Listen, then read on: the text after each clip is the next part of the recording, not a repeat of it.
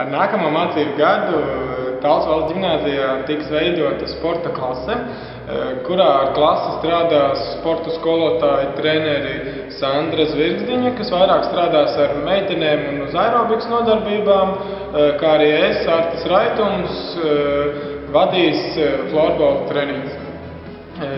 Tātad šī ir lieliski iespēja bērniem pilnveidot savu meistarību un pacelt florbolu jaunā līmenī.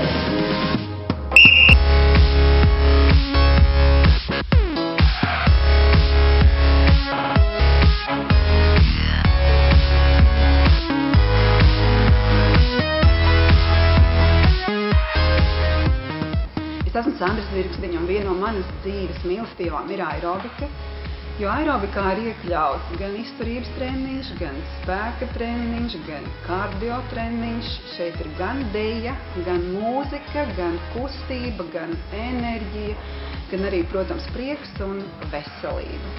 Būs iespēja Talsu ģimnāzijā papildus trenēties aerobikā, un pat es esmu aerobikas trenere ar diezgan lielu pieredzi, kurā es esmu ar mieru darīties ar meitenēm, kuras mācīsies 7. 8. klasē un pilnveidos savu fizisko sagatavotību un veselību.